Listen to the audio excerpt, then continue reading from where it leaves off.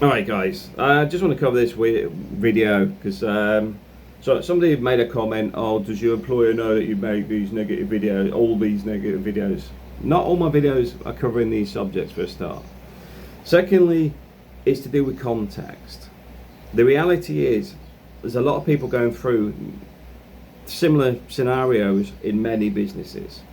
I know that because I get emails and messages from people that are quitting industries, had enough, calling it a day because of similar aspects of what's going on. So the point being is, for me, you've had things like the rise of the millennials where they've all been celebrated for being fantastic, when in reality they've been given gold stars and in a dumbed down education system that spends more time on a political bias than it does actually teaching people. The problem with that is they then come out with degrees that are worth nothing in the sense of real value, but allows them to move into management, direct roles, etc. And it goes top down, it gets pushed down. As such, they often lack things like empathy, understanding what they're supposed to be doing, which is where you get your nepotism, deflection tactics through blame cultures, etc., etc. And then we'll sit there and deny that they're doing it. The reason I bring this stuff up is to say it's not just you this is occurring with. It's actually part of definitely the industry I'm in.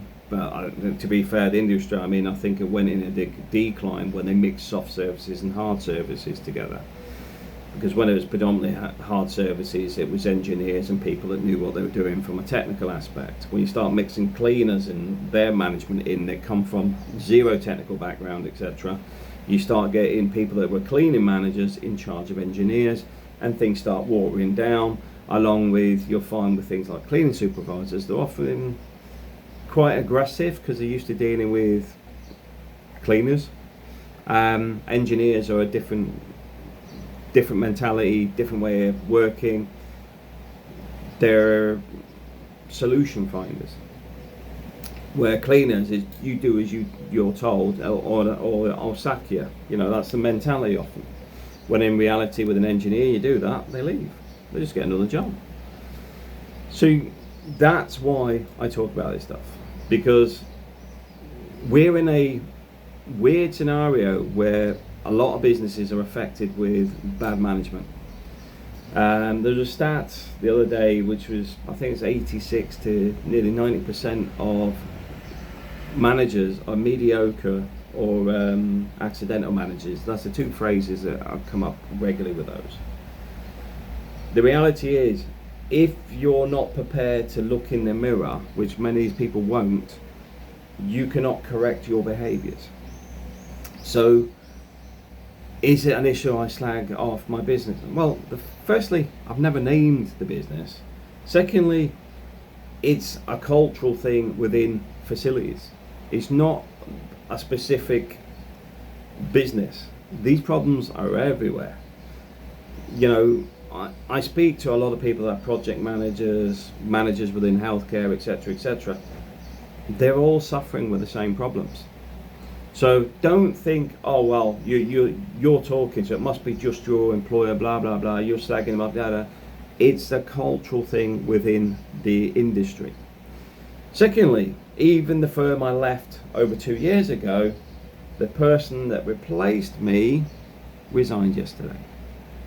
And since I left 2 years ago, I believe that's the 5th person that's gone. So the point being is, you've got massive churn in the industry. You'll get people say, oh, it's common with engineers, it's common with whatever it is, because to fix the problems, you've got to look inwards. These guys don't look inwards. They don't look and go, what's wrong in our business? Why is it so broken? We can go through 150% of staff in a 12-month period. What you'll often hear is things like, they were the problem, they wouldn't align with our ethics or whatever. There's always an excuse, Where I look at it from the other perspective, which funny enough, the guys that work for me, not only in this business and previous businesses, I still talk to them all. I'm still engaged with them all. In fact, last night we're sitting going through some documents for somebody on another business because he's dealing with JCT contracts and it's the first time he's used JCT, so we're discussing why you use a JCT, where is the need for it and what should be in it. If you want to read up on JCT and NEC contracts, feel free. But the point being is, when you engage with people, empathy is an important bit. It's understanding their viewpoints and their understanding of what's going on, because then you can diagnose whether it's you or them. I've actually got a video to do on emotional intelligence, which I can go through at some point. But the point being is, there is certain things that are so easy to understand, but people won't do them. They'll talk about, oh yeah, I do that, I do it, and you go, well, hang on, haven't you replaced your entire staff in the last 6 months? Well, yeah, they weren't the right fit, they were this, that. I look at it very differently. I look at it, everything's a management problem. So when my guys work for me and don't know how to use the software, I train them. If somebody's having a problem at home, I need to know about, not the ins and outs, but if there's anything I can do to help them. And it's not a case of, well, if you're having problems at home, come and tell me. Most people wouldn't, especially the guys. So you've got to get on a trust basis and reinforce that trust. So no, I'm not running down the company specifically, and yes, I do have stuff going on, but at the same time, just to be clear, it's an industry issue. The reason I talk about some of this stuff in the vague senses is to say I fully understand what goes on, because I deal with it myself. That's the context. It's not that I'm talking about a subject I have no understanding of. So that hopefully clarifies your point. And yes, the business knows it's got problems with its culture, and yes, the business has issues. But as I said, it's everywhere at the minute. I don't think it's going to change for probably the next decade. That's why it's important to, people say be the better person, but it's how do you be the better person?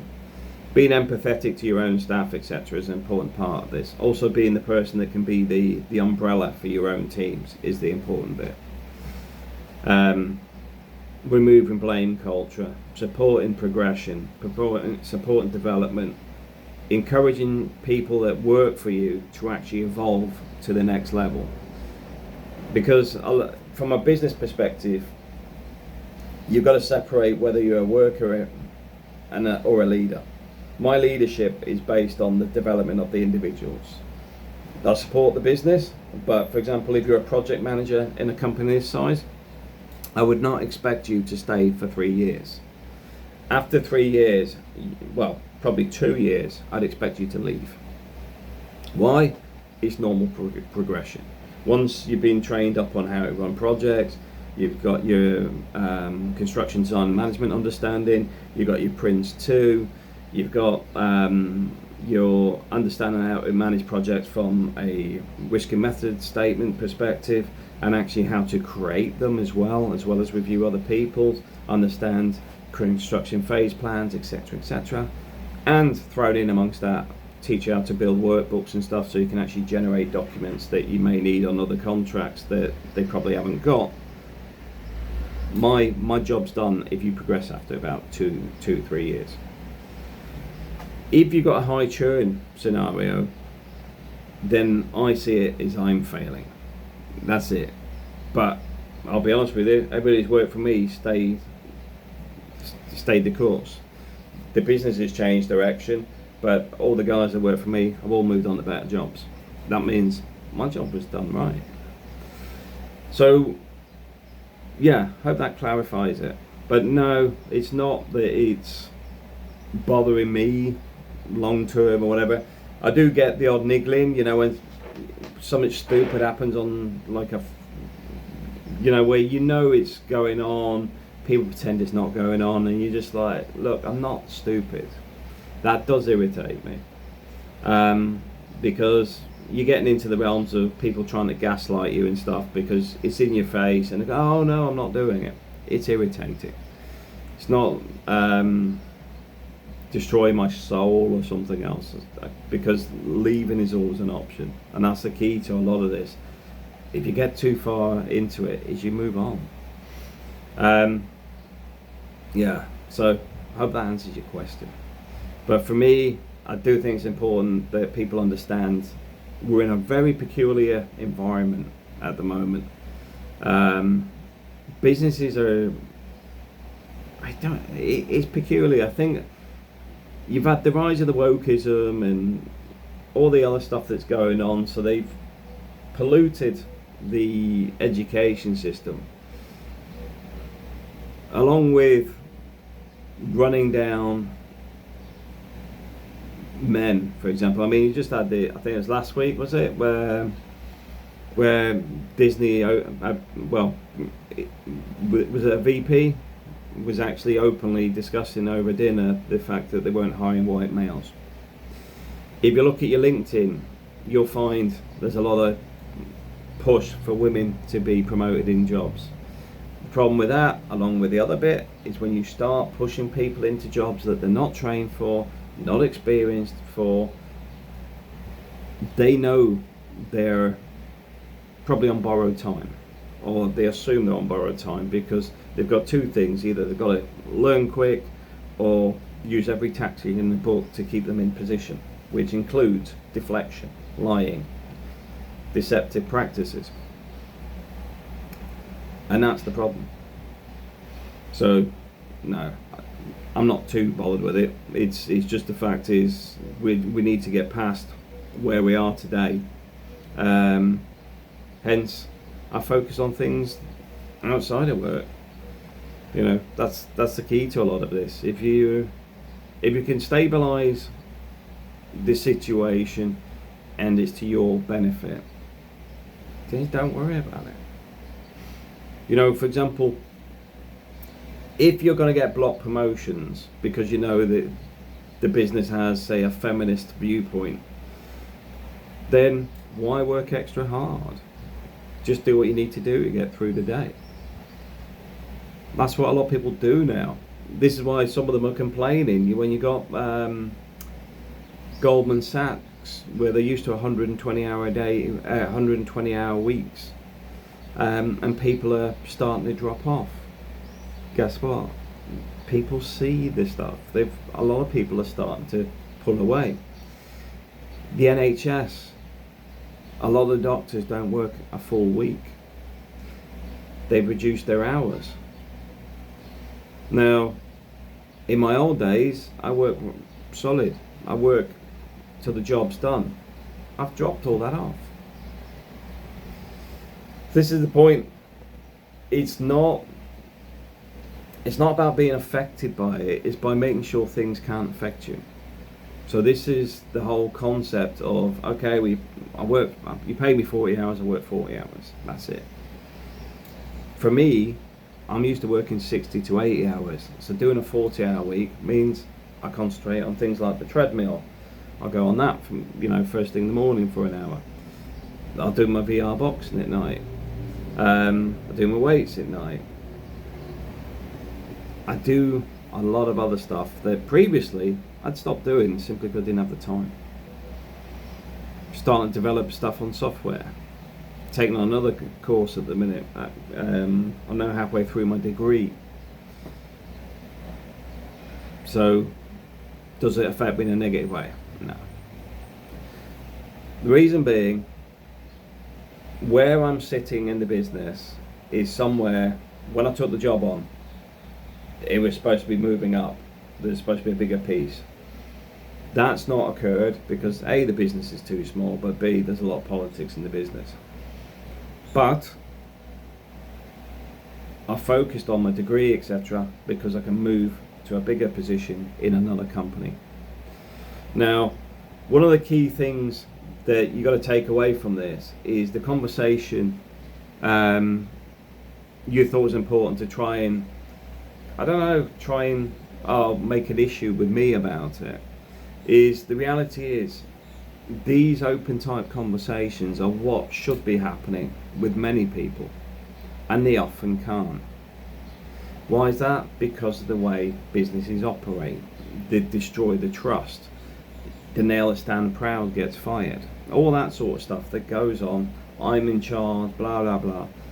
If it's run like a dictatorship, etc. So you need to work around it. An easiest way to work around it is focus on yourself. Because if you're focused on yourself, it's very difficult to A, push you over the edge, but B, you're actually benefiting yourself long term. Because if your mindset's changed from being the hard working, just keep everything going, I'll make sure it's fixed, all that sort of stuff, to more the mindset of the best person to focus on is yourself, then bizarrely your life improves. So yes, I will continue to say things that are contextual, but also be aware it doesn't mean it's from this employer either. Because when I talk about it, it could be over a number of years. So if you look at the person who's left the firm that I was with previously, I can pretty much guarantee they've been pushed out. Not because the business want to push them, they want to push you until you break, and then you go. Because they're like, oh, too far, we'll just replace them. But the problem you've got with a lot of these people is, the more you do it, the less people there are in the pool. Because a lot of these skills are very specialist. And the more people are in the pool, the less you can recruit. It gets back to everything's a management problem. And eventually you start struggling with recruitment. I was speaking with a business leader for a SPV last week, funny enough, and they were talking about their entire business has just gone through a reshuffle, which included getting rid of the I think it was the chief exec, because the culture was so bad they actually had to scrap everything and start again. This is not new. I used to deal with housing associations going back years, probably 20 years ago, because a lot of the problems you get around there is social workers, because some of them are very, your purple hair mob where they demand things, and it's all politics. Because they go kicking and screaming to, say, the head of the council about, little Jimmy's windows are broken, poor little Jimmy, he's got mental health issues. But Jimmy set fire to them, it's when they use a lighter to write his name on the ceiling, but he smashes the windows nearly every weekend when he's off his head on drugs. But these are the environments we're in. If you're looking at the way Farage, the Channel 4 thing last night, I picked up on that this morning, where they've gone out to target Farage's campaign piece. It's very specific, but also they pick people that aren't representative of the Reform Party. So it's a bit like going to Microsoft and saying the guy that loads the truck on the warehouse dock speaks for Microsoft. I'm sure his viewpoints will be very different to somebody in the boardroom. They're not difficult things to do. But anyway, thanks for watching.